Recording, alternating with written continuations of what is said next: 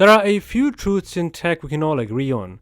Your phone only hits 1% when you finally need Google Maps. Charging cables tangle themselves like they're alive.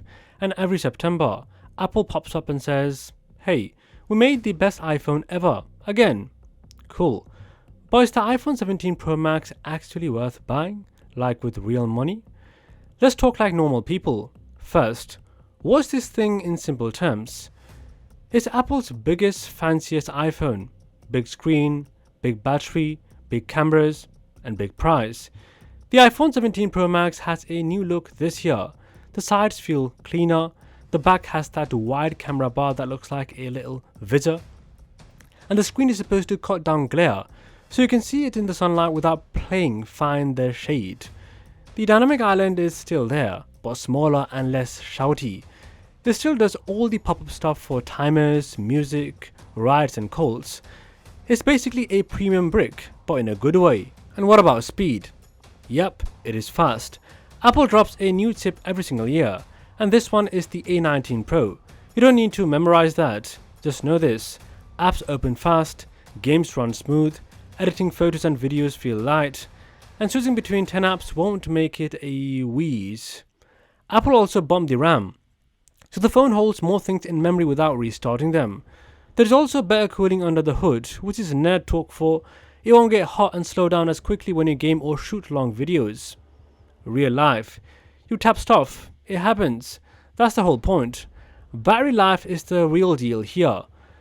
Apple finally went with a bigger battery, like actually big. The last Pro Max already lasted all day and then some. This one should go even longer. If you're a normal human, social media, maps, camera, music and messages, you're ending the day with a juice left. If you're wild, 4K video, gaming, hotspot, doom scrolling at 2 AM, you'll still probably be okay. Charging is still very Apple, not the fastest in the world. Wired is decent. Wireless is MagSafe is convenient. With MagSafe it's convenient. Excuse my grammar. And the new magnetic QI stuff plays nice with accessories. Not 0 to hero in 15 minutes, but steady and safe for the battery. Cameras. This is the part most people care about. The 17 Pro Max keeps the main 48 megapixels wide camera, a solid ultra-wide, and then it levels up the zoom. We're talking a new telephoto that can switch between real 5x and 8x optical zoom. That means closer shots without the mushy, noisy look. If you travel, sit far from the stage, or take sports photos, this is a big win. Video is still an iPhone superpower. It is crisp, stable, and easy to trust. There's also talk of a mode that lets you record with the front and back cameras at the same time. Vloggers, interview folks, parents filming kids' games, this is handy. The selfie camera is sharper too, so your FaceTime calls won't look like they were filmed on a potato. The screen is great. It is bright, smooth at 120Hz, and easy to read outside. The anti-glare glass helps with that, which is nice if you live somewhere that occasionally has a sun.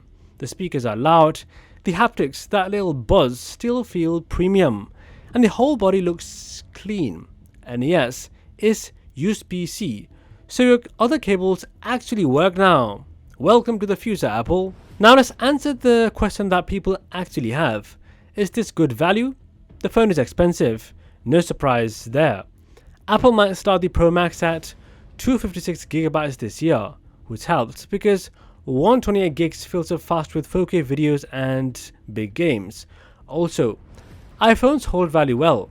If you sell or trade in after a year or two, you usually get more back than with most Android phones.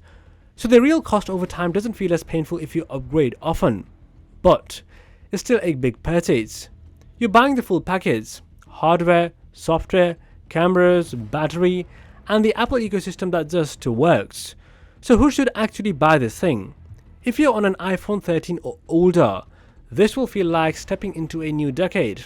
You get the smoother screen, way better battery, way better photos and video, USB-C, and faster everything.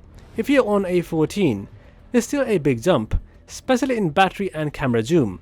If you're on 15 Pro Max like me, or 16 Pro Max, slow down. The 17 Pro Max is nicer, sure, but it's more of a refined upgrade, not a life-changing one. If you shoot a lot of zoom photos, edit video, or just love new designs, you'll enjoy it. If not, your current phone is still a beast, keep it and save your money. So what about switching from Android? That's a big move. Not because Android is bad, but because ecosystems feel real different. iPhone gives you iMessage, FaceTime, AirDrop, Apple Watch, AirPods, and that smooth, predictable vibe. It is easy, stable, and private. Android gives you flexibility, customization, and, depending on the phone, some wild features. If your friends and family live in the blue bubble world and you want something reliable for the next 5 years, the iPhone is a safe bet. If you love tinkering, changing launchers, or using a stylus, you might be happier staying Android. Okay, now let's talk rivals. The two big ones are the Samsung Galaxy S25 Ultra and the upcoming Google Pixel 10 Pro and the XL. The S25 Ultra is the Swiss Army knife of the phones. Massive, gorgeous screen, fast chip, big battery, 45 watts fast charging, a stylus built in, cameras for days, including a high-res main sensor and serious zoom. It does everything, and then a bit more for good measure. If you want the most features, Samsung gives you that. The iPhone fights back with battery efficiency, video quality, smooth performance, and the Apple ecosystem. For creators who film a lot, iPhone still has the edge in shooty and uploaded simplicity. For power users who love features, Samsung is very tempting. The Pixel 10 Pro is the smart one, clean Android, 7 whole years of updates, and Google's AI tricks baked in.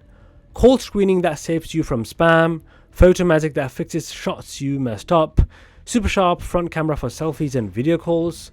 The bigger XL model brings a bigger battery too. Pixels usually cost less than iPhones and Samsungs at launch or get discounts fast. You trade some raw power and sometimes some polish, but you get a smart, simple, reliable phone that does the basics brilliantly and the AI stuff better than the most. If value is your main thing and you don't care about iMessage or the Apple world, the Pixel 10 Pro is a strong choice. So where does that leave the iPhone 17 Pro Max?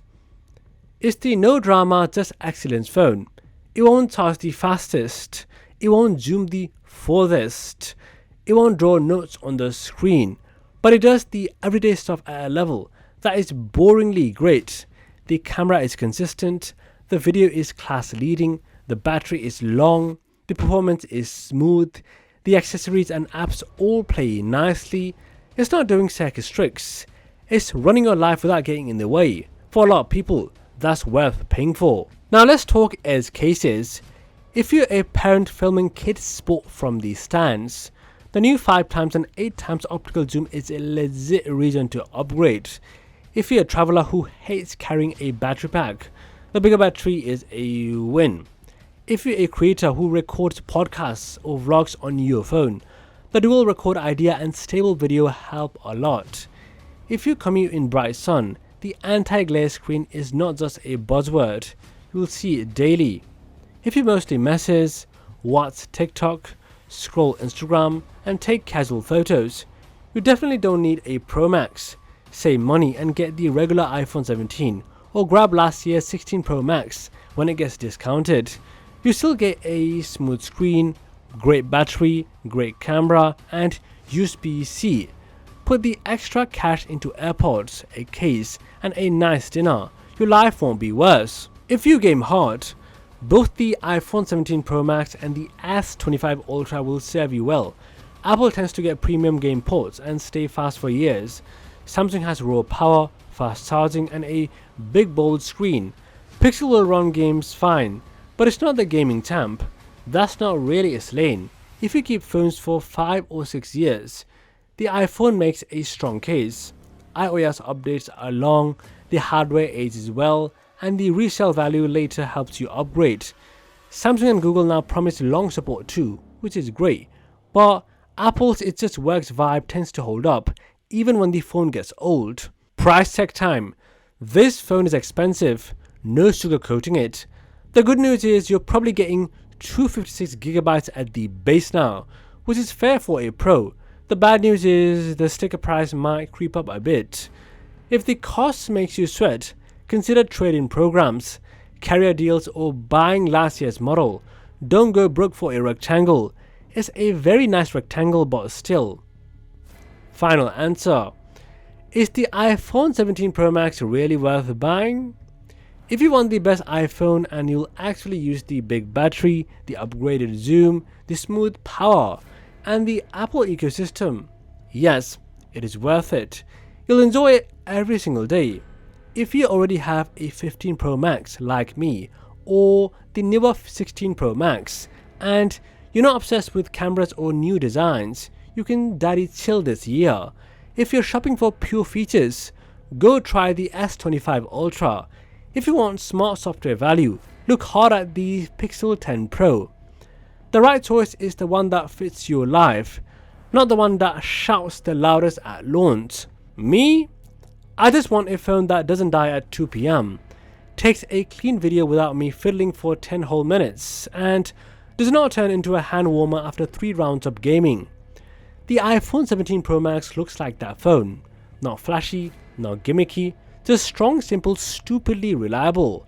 If that sounds like your vibe, then yes, it is really worth buying. See ya.